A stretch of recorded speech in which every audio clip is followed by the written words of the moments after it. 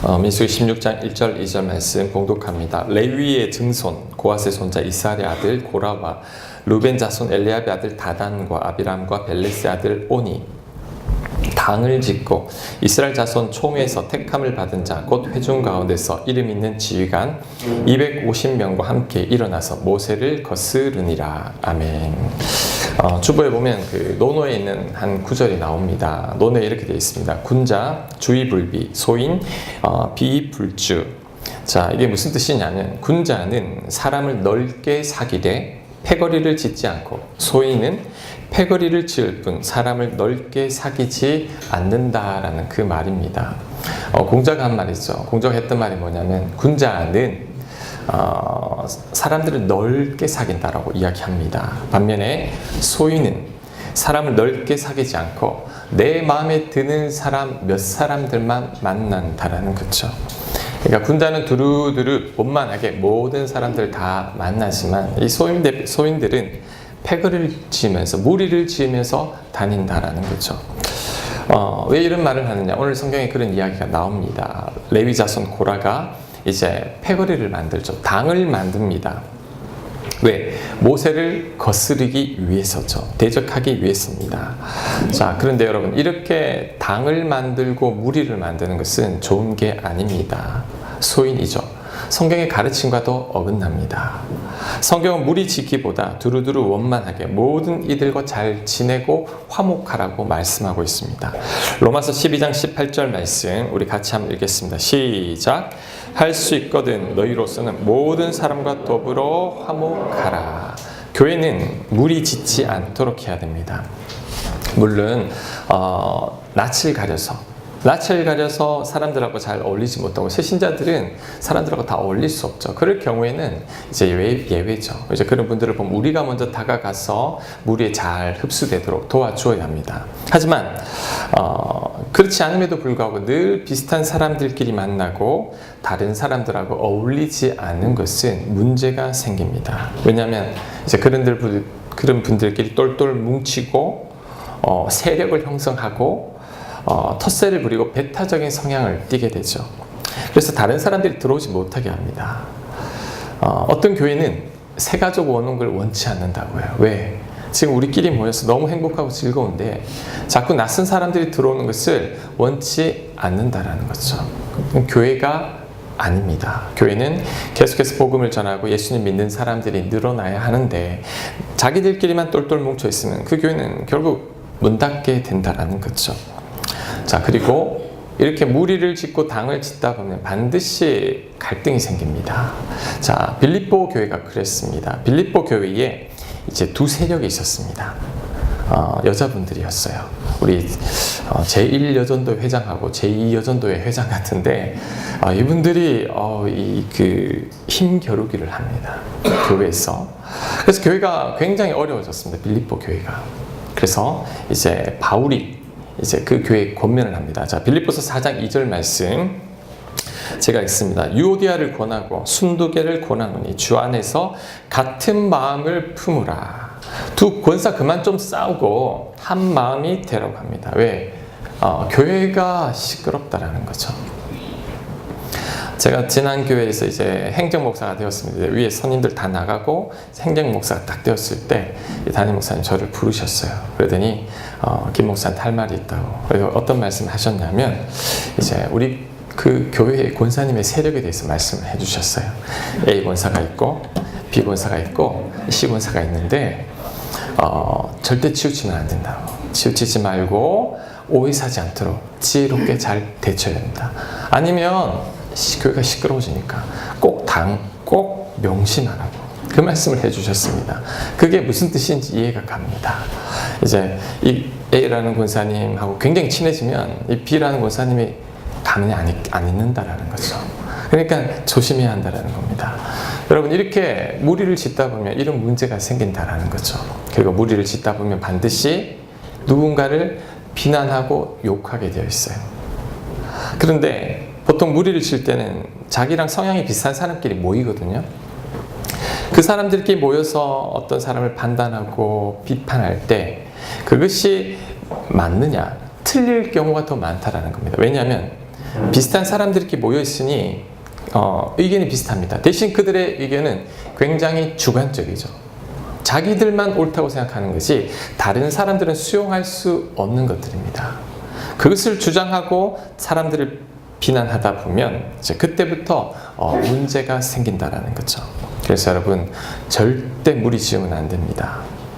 우리 교회는 감사하게도 이 새신자들 오면 하시는 말씀이 교회가 배척하는 느낌이 없다라는 거죠. 타 교회 가면 들어갈 수가 없는데 배척하지 않고 사랑으로 대해준다 그러는데 이게 얼마나 감사한지 모릅니다. 그래서 여러분 우리 교인들 젊은 분들하고 이야기해보고 나이 드신 분들하고 이야기해보면 우리 젊은 분들은 이제 어르신들이 좀 어려워서 잘 다가가지 못하고 어르신들은 젊은 분들이 나를 불편해하지 않을까, 나를 싫어하지는 않을까 해서 다가가지 못하는데 그러지 말고 이제 우리 교회에서는 먼저 서로 다가가고 먼저 서로 말을 걸어야 됩니다. 아시겠죠? 네. 우리 옆에 계신 분들한테 이렇게 이야기하겠습니다. 먼저 인사합시다. 눈치 보지 말고 인사해 주길 기다리시면 그것까지는 먼저 다가가고 먼저 인사해야 됩니다. 자, 이렇게 당을 지어서 이제 이들이 모세를 대적하기 시작합니다. 3절 말씀. 그들이 모여서 모세와 아론을 거슬러 그들에게 이르되 너희가 분수에 지나도다. 분수에 넘친다라는 거죠. 회중이 다 각각 거룩하고 여호와께서도 그들 중에 계시거늘 너희가 어찌하여 여호와의 총회 위에 스스로 높이느냐. 자, 지금 모세와 아론에게 대드는데 그 이유가 뭐냐면 너희가 분수가 넘치는 행동을 하고 있구나. 그리고 너희들이 하나님이 너희들만과 함께하냐? 우리들과도 함께한다. 왜 너희들은 스스로 높이느냐? 즉, 왜 잘난 척하느냐? 왜 너희만 그렇게 높이려고 하느냐? 그 말입니다. 여기에 대한 불만을 품고 있죠. 그런데 이들의 이 주장이 맞습니까? 아닙니다. 틀리죠. 세상에 모세보다 온유한 사람 없습니다. 온유는 겸손에 대해진 게 온유입니다. 지극히 겸손한 사람인데 이들은 터무니없는 주장을 하는 거죠. 자, 여기서 여러분 정말 귀한 교훈을 하나 배울 수 있습니다. 오늘 이것만 건져도 됩니다. 그것이 뭐냐면 사람들은 내 허물을 잘 보지 못합니다. 사람들은 스스로에 대해서 잘 모릅니다. 여러분들은 여러분에 대해서 잘 모릅니다. 제가 많은 분들이 잘 모릅니다. 제가 확신합니다. 사람들은 자신에게 어떤 문제가 있는지 모르고 다른 사람을 원망하고 다른 사람을 탓하는 성향이 있다라는 거죠. 자, 이제 이들의 불만이 이제 9절, 10절을 보면 틀렸다라는 것을 더 확실하게 증명해 줍니다. 9절, 이제 모세가 그들에게 하는 이야기입니다. 대적하는 무리들에게 여호와의 성막에서 봉사하게 하시며, 이제 그들은 여호와의 성막에서 봉사하는 자들이죠. 회중 앞에 서서 그들을 대신하여 섬기게 하심이 너희에게 작은 일이겠느냐? 너희들 지금 작은 일을 하고 있는 게 아니다. 자, 그런데 그들이 무엇이 불만이냐? 10절. 하나님이 너와 내 모든 형제 레위 자손으로 너와 함께 가까이 오게 하셨거늘 너희가 오히려 제사장의 직분을 구하느냐? 자, 어떤 문제가 있죠? 지금 이 고라와 그의 무리들이 모세를 대적하는 이유는 모세의 리더십에 대한 불만이 아닙니다. 이들이 어떤 불만이 있냐면 나도 제사장이 되고 싶다라는 거죠. 나도 높아지고 싶다. 나도 지도자가 되고 싶은데 왜 너희들만 하느냐? 그 말입니다. 즉 이 고라와 그 무리들은 자신들이 어떤 욕심과 욕망을 가지고 있는지는 알지 못한 채 오히려 모세와 아론을 원망하고 있다는 거죠. 그러면서 자신을 정당화하고 있습니다. 자, 여러분, 우리 모두는 이런 성향을 가지고 있습니다. 내가 어떤 문제가 있다라는 것을 거부합니다. 내 잘못이라고 생각하기 싫어합니다. 당신 탓이지 절대 내 탓이 아니라고 주장합니다. 왜냐하면 모든 문제가 나에게 다 있다라고 받아들이기 시작하면 내가 견딜 수 없습니다. 여러분, 왜 자살하는 줄 아세요? 그 모든 잘못이 나에게 있고 정말 내가 형편없고 내가 정말 살 가치가 없구나. 그래서 목숨을 끊습니다. 모든 것이 내 잘못이라고 내 스스로가 받아들이기가 싫은 거죠. 사람들은 이것을 본능적으로 자신을 보호하려고 합니다. 그래서 심리학에서는 이것을 자기 방어 기제라고 합니다. 근데 자기 방어 기제인데 본인은 모릅니다. 그래서 이 고라와 그의 무리들이 이 자기 방어 기제를 사용하는데 두 가지를 쓰고 있습니다. 그게 뭐냐면 합리화와 투사입니다. 합리화와 투사. 자, 합리화가 뭐냐? 우리 주보에 있습니다. 스스로를 정당화하는 거죠. 내 잘못이 아니야. 너 때문이야. 그 다음에 투사가 뭐냐면 자신을 정당화하기 위해 내 마음대로 상상하고 이제 누군가에게 투사하는 것입니다. 즉 누군가를 아무런 근거도 없이 판단하고 미워합니다. 그리고 그것을 사실로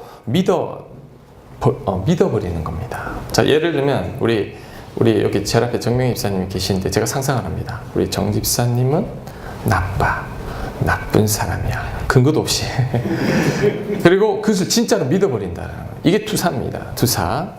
자, 고라와 그의 일당들이 그렇죠. 자신들이 교만하고 높아지는 것을 그들은 드러내고 싶지 않으니 오히려 모세와 아론을 원망하면서 합리화하죠. 두 번째, 이제 모세와 아론이 분수에 지나치다, 스스로 높이고 있다라고 주장하는데 이것이 사실이 아니죠. 틀린 말이죠. 틀린데 그들 나름대로 생각을 해서 그것을 사실로 받아들이고 모세와 아론은 분수에 지나친 사람들이다. 스스로 높아지려고 하는 사람이라고 규정 지어버린다는 거죠. 자, 여러분, 이 대목이 정말 중요합니다. 왜냐하면 우리 인간 사회에서 벌어지는 모든 갈등이 여기에서 벌어집니다. 여러분, 가인이 아벨을 왜 죽였죠?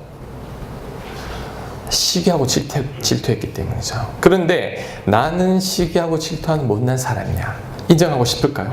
인정하기 싫은 거죠. 그러면서 모든 잘못을 아벨에게 떠넘기고 아벨 넌 죽어야 해. 죽여버렸습니다.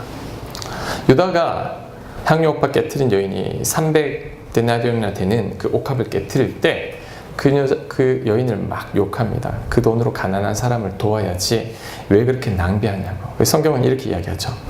그는 가난한 사람을 생각하는 게 아니라 그는 도적이라. 유다는 돈 욕심이 많은 사람이죠. 본인이 욕심이 많으니까 그 돈이 아까운 거죠. 그 돈을 차라리 줄 것이지 왜 낭비하느냐. 근데 본인이 욕심 많고 그 물질에 탐욕이 가득하다라는 걸 인정하고 싶을까요? 인정하기 싫은 거죠. 그러니 그것을 그 여인에게 투사해서 그 여인이 낭비하는 나쁜 여자라고 결론 짓고 그 여자를 비난하는 것입니다. 지난주에 어떤 글을 읽었어요. 어떤 부모님이 이 자녀들 너무 지나치게 간섭하고 그 자녀의 잘못을 지적해서 그 배우자가 상담을 요청한 거죠. 너무 힘들다고 우리 애를 너무 간섭하고 너무 이렇게 폭언을 하고 막 때리고 이러니까. 그래서 상담하시는 분이 이런 글을 적은 것을 읽었습니다. 그게 뭐냐면 부모의 지나친 간섭은 자기만 생각하는 이기적인 모습이라는 거죠. 자녀를 내 뜻대로 내 원대로 키워서 자녀들로 인해서 신경 쓰고 싶지 않다는 것. 자녀들이 문제를 일으켜서 스트레스 받고 싶지 않아서 내가 지나치게 간섭을 한다는 거죠. 예를 들면 이제 집에 들어오면 무조건 비누로 손을 3번 씻어야 돼. 얘한테 계속 강요합니다. 그래야지만 건강해져. 청결해. 넌 지저분하니까 그러면 안 돼. 라고 할 때는 자녀를 걱정하는 모습이 있기보다도 자녀가 손이 더러워서 집안이 더러워지고 그 다음에 감기라도 걸리면 병원 데려가야지. 병원 관여해야지. 부모님이 불편하다는 거죠. 야, 너 방 청소 깨끗이 해. 너 왜 이렇게 지저분해? 그 습관 고쳐야 돼. 라고 할 때는 그 자녀가 그 습관을 고쳐주기보다도 배우에 야, 저건 내가 다 치워야 되잖아. 본인이 치우기 싫고 게으른 것을 드러내지는 못하니까. 그래서 반대로 누군가를 책망하면서 이제 그 사람 탓으로 돌린다라는 거죠. 제가 초등학교 4학년 때 이제 우리 집에서 어떤 큰 경제적인 문제가 생겼어요. 그래서 집에서 막 나가야 되는 거. 근데 이사할 사람은 이제 우리 집에 들어오게 되었습니다. 갈 곳이 없으니까 이제 이사 들어오시는 분한테 이제 아버지가 부탁을 했죠. 갈 곳 없다. 몇 달간만 요 새방에 좀 살게 해달라. 그래가지고 이제 우리 집 살던 집에서 갑자기 우리 집 새방으로 이렇게 쫓겨나게 됐습니다. 그리고 이사가 들어왔죠. 우리 이삿짐들은 막 마당에 거실에 막 널브러져 있고. 근데 그때 이사 왔던 그 가정에 저랑 동갑내기가 있었어요. 괜히 밉죠. 네, 쫓아낸 것 같은 느낌이 들었어. 학교를 갔습니다. 오늘 전학생이 있는데 그 친구가 전학을 온 거예요. 그것도 우리 반에 하필 우리 반인 거야. 괜히 미워요. 왜? 너무 비교되잖아요. 나는 쫓겨나서 새방에 살고 있는데 6식구가 아니 저희는 주인처럼 우리를 밀어내는 거야. 그러니까 제가 그 친구가 미워서 내 스스로 상상을 하기 시작합니다. 어떤 상상? 쟤는 눈이 왜 저렇게 작아? 눈 작은 애들은 못됐다던데 이렇게 제 피부는 왜 저렇게 뽀얘? 아유 서울 애들은 저렇게 뺀질하지. 그리고 쟤는 하는 짓이 굉장히 밥맛이다. 목소리가 왜 저렇게 가늘어? 남자가 무슨 목소리가 저래?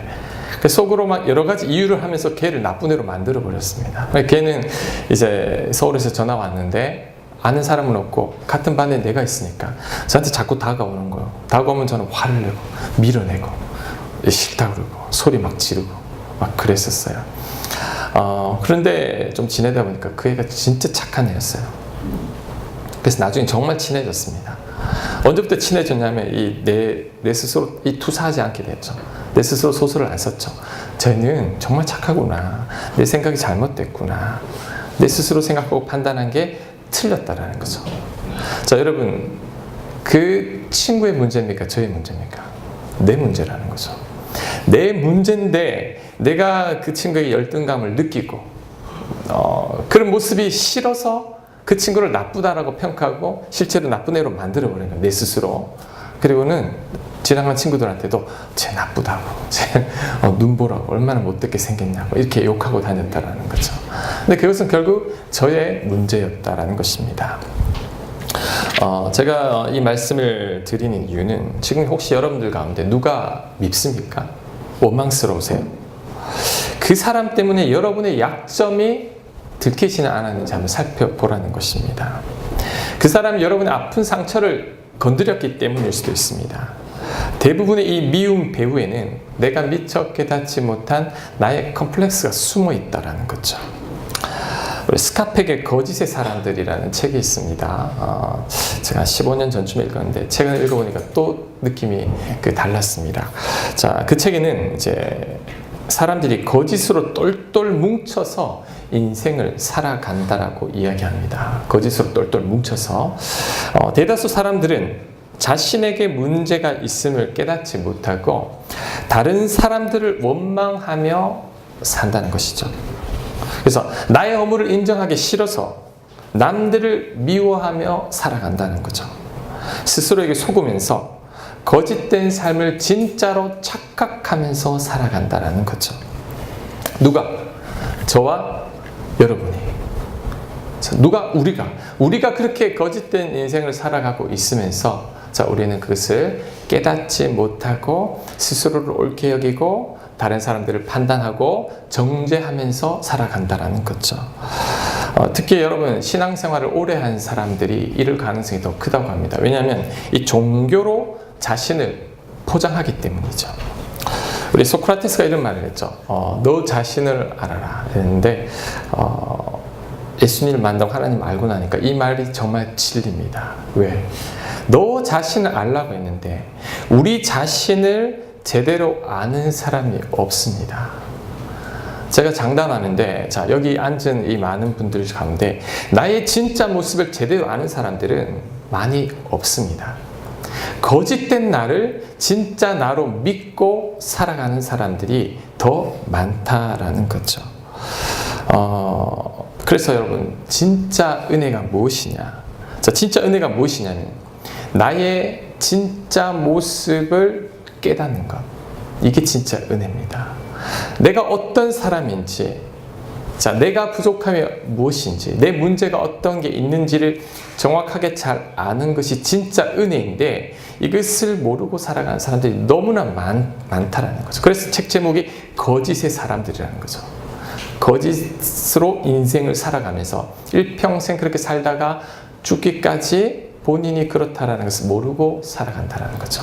그래서 여러분, 우리가 진짜 은혜 아래 가려면 내가 어떤 사람인지를 깨달아야 합니다. 그러면 목사님, 어떻게 내가 어떤 사람인지를 알 수 있습니까? 자, 그것은 더 이상 나를 합리화하지 않아야 합니다.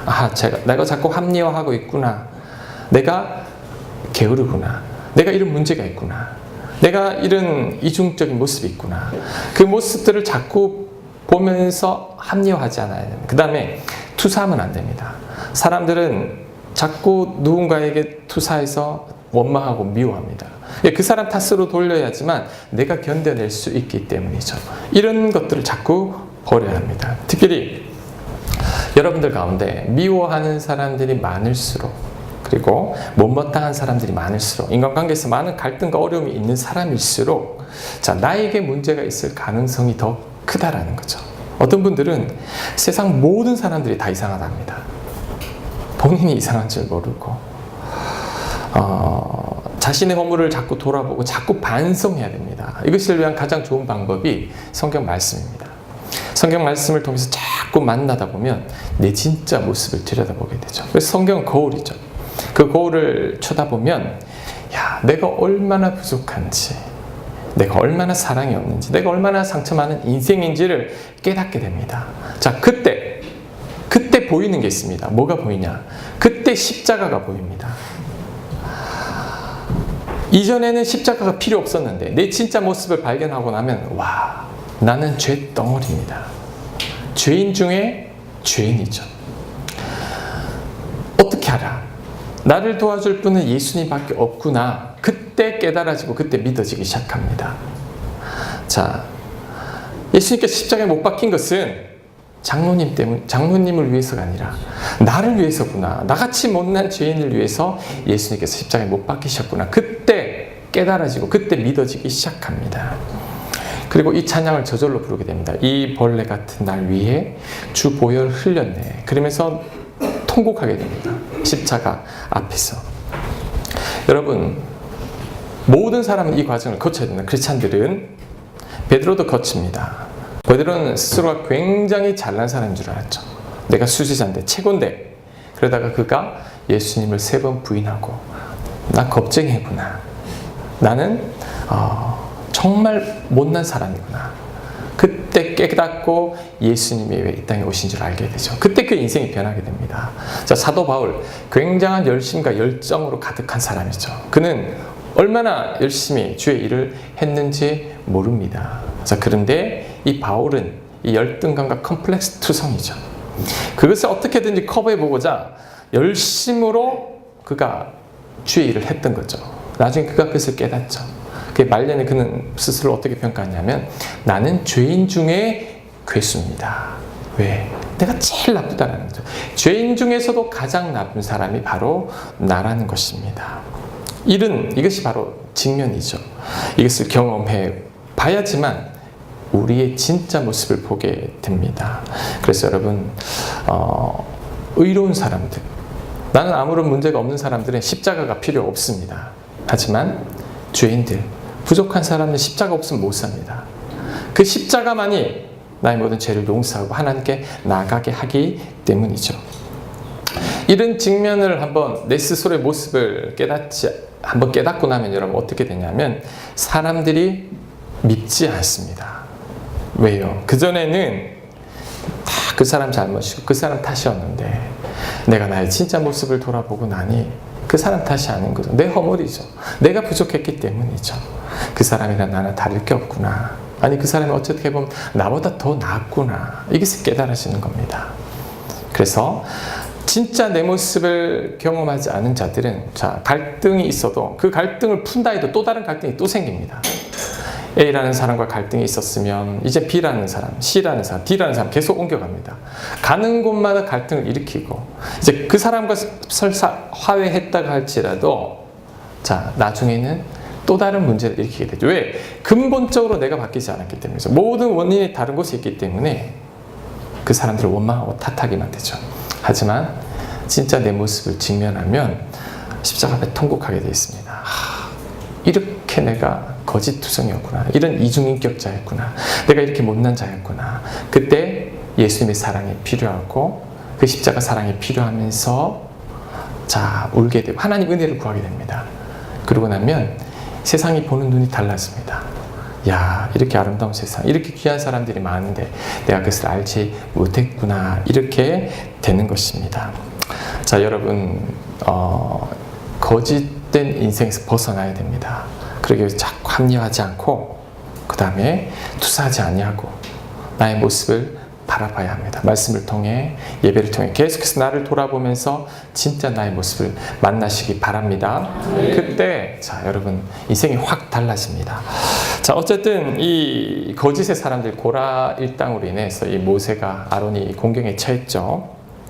이 위기를 맞이합니다. 자, 이 상황을 모세가 어떻게 대처했을까요? 우리 4절 말씀 우리 같이 한 절에 짧으니까 우리 같이 한번 읽겠습니다. 시작.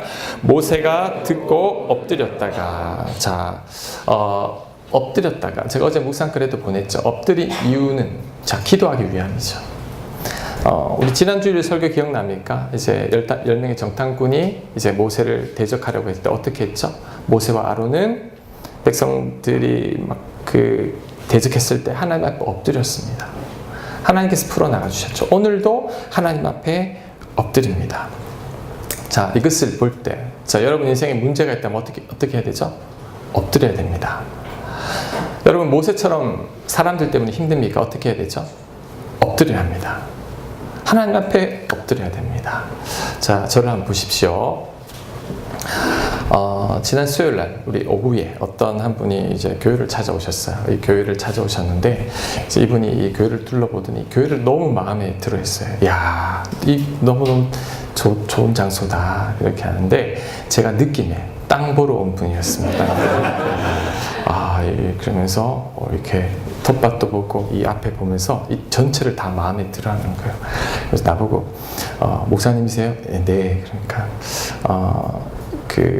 이 교회가 목사님 교회입니까? 이 땅이 목사님 땅입니까? 이렇게 묻는 거예요. 이야, 이거 네, 제가 목사 맞고 이 땅은 제 땅이고 이제 그분이 이제 뭐 이 교회 어디 이동할 생각 없으십니까? 이러더라고요. 이동할 생각 없습니다. 이렇게 마음으로 이렇게 이야기만 하고, 야, 그렇게 하려니까 또 거짓말을 해야 되잖아요. 그래서 솔직히 저 여기 목사 맞는데 여기 지금 임대해서 있습니다. 주인은 따로 있습니다. 그러니까 얼굴에 화색이 확 돌았어요. 그러면서 그분이 본인을 소개하는데 이 면세 사업을 운영하시는 분이고 커피나 여러 레스토랑 프랜차이즈를 여러 개 이렇게 하시는 분이신데 이제 교회 땅과 요 앞에 우리 폐가 있죠? 이 땅과 뒤에 텃밭 한 500평을 구입을 해서 이제 본인이 큰 사업을 해보고 싶은 거예요. 그러면서 이 눈치가 이 소유주를 연락처를 좀 가르쳐 주었으면 하는 바람이었습니다. 왜냐하면 부동산 통하면 소개료를 내야 되잖아요. 제가 가르쳐 줬을까 안 가르쳐 줬을까요? 네? 네, 가르쳐 줘야죠. 또 이렇게 안 가르쳐 줄 수도 없고 친절하게 전화까지 해서 그랬더니 바로 통화를 하셔가지고 이제 이 소유주 목사님하고 이제 당장 내일 만나기로 한 거예요. 내일. 그래서 수요일을 했죠. 이제 목요일날 두 분이 만났습니다. 만나서 이제 협상에 들어가기 시작했죠. 가격 협상에. 수요일 저녁부터도 이제 저는 고민이 되기 시작했습니다. 야, 어디로 가나? 당장 갈 데도 없는데 이만한 장소 또 구할 수 있을까? 과거에 이 개척 장소를 막 찾으려고 다녔던 기억들이 막 떠오릅니다. 그때 고생했던 생각들이 떠오르고 한편으로는 이런 믿음도 생깁니다. 처음 시작했을 때보다는 낫잖아. 그때는 교인도 한 명 없었고 어디로 갈지도 몰랐는데 지금은 이렇게 귀한 교인들도 있는데 그때보다 낫잖아. 뭐 잘 되겠지. 싸우면서 수요일, 목요일, 이 금요일까지 계속해서 저도 뭐 기도하고 우리 아내한테 기도 부탁하면서 누구한테 말은 못 하겠더라고요. 부탁하고 고민하며 기도하고 있었죠. 이제 금요일 오후에 이제 그분이 또 찾아오셨습니다. 이번엔 아내를 데리고 왔어요. 그래서 아내랑 같이 보고 최종적인 결정을 하기 위해서 찾아오셨어요. 그래서 제가 잠깐 위로 올라가자고 해서 차를 마시면서 이야기를 하는데 저한테 물어요. 목사님 어떻게 이곳에 오게 됐습니까? 그래서 제가 이런 이유로 이렇게 개척을 했고 2주 전에 이제 우리 교회 3주년이었습니다. 하나님 은혜로 여기까지 왔습니다. 라고 이렇게 말을 하고 이제 혹시 교회 다니세요? 그러니까 옛날에 다녔는데 이제 교회는 안 다닌대. 이제 교회가 별로 안 좋아서 안 다닌다고 그러는데 그렇게 하고 나서 이렇게 두 분이 갔어요. 저도 내 마음이 갈팡질팡이죠. 말씀 준비하는데 밤에 또 왔어요. 교회에 와서 밑에서 목사님 불러요. 그래서 밑에 내려갔더니 저한테 이런 말씀을 합니다. 목사님, 제 아내랑 이야기를 해봤는데 물론 이 주인하고 이 가격 협상도 조금 비싸다는 생각은 있지만 이제 결정적으로 목사님이 고생해서 이곳에서 이 3년 동안 있었는데 우리가 목사님을 쫓아내면 하나님이 기뻐하지 않을 것 같다 이렇게 이야기하셨어요. 교회도 안 다니는 분이 믿음이 더 좋아요. 하나님이 기뻐하지 않을 것 같다. 그래서 이곳을 우리가 인수하지 않고 그냥 안 하고 다른 데 찾아보겠습니다 이렇게 이야기를 하는 거예요. 그래서 고맙죠. 네, 교회도 안 다니시는 분이. 그래서 제가 저도 축복해드렸죠. 더 좋은 장소, 더 좋은 거 구하게 될 겁니다 라고 이렇게 말씀을 드리고 이제 마음이 좀 편해졌죠. 그 다음에 이제 토요일 새벽에 이제 말씀을 준비를 하는데 새벽에 일어나서 말씀 준비하는데 이 4절 말씀이 하나님께서 저에게 마음에 와닿게 해주셨어요. 모세가 듣고 엎드렸다가 하나님께서 저에게 이런 마음을 주셨습니다. 고민하지 말고 걱정하지 말고 모세처럼 엎드려라. 그러고 보니까 3일간 진짜 고민이 많았던 것 같아요. 목사도요 기도하면서 염려가 얼마나 많은지 내가 이 정도밖에 안 되는구나. 제가 그때 깨닫게 되었죠. 하나님께서 저에게 주시는 말씀, 엎드려라, 염려하지 말라, 기도해라. 교회 문제 생기면 먼저 엎드려라. 목회자는 엎드려야 한단다. 네가 엎드릴 때 내가 은혜를 부어주마. 이 말씀으로 얼마나 큰 위로를 주시는지 언젠가는 어떻게 될지 모르죠. 하지만 그때 하나님께서 엎드려라.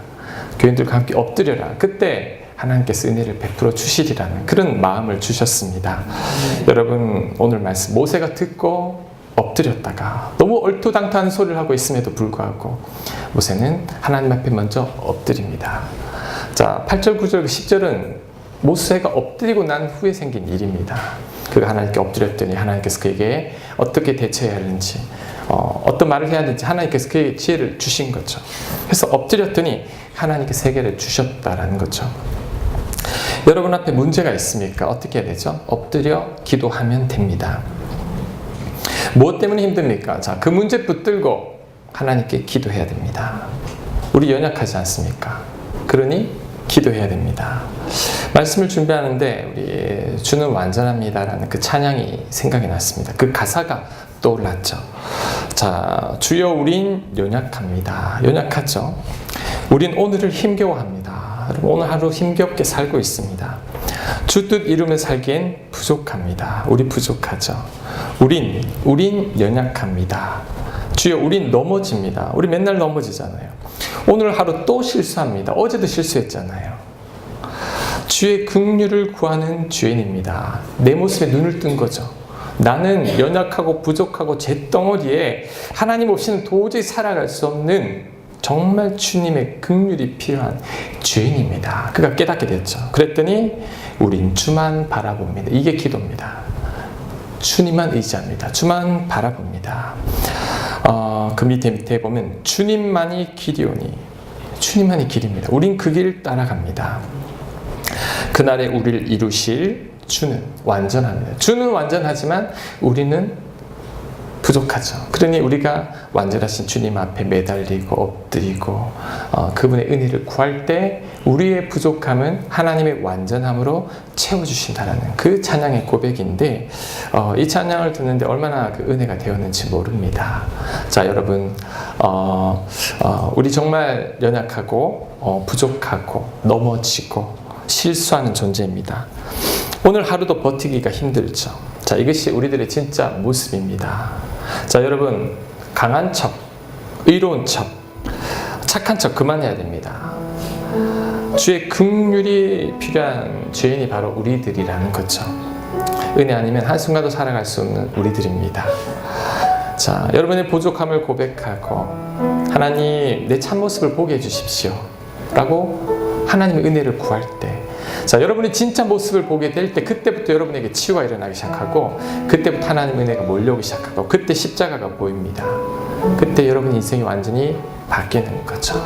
그래서 여러분 스스로의 허물을 깨닫고 하나님의 은혜로만 살아가는 저와 여러분들 되시길 간절히 바랍니다. 아멘. 우리 다 함께 일어나서 우리 주는 완전합니다 찬양하며 우리 봉헌하도록 하겠습니다.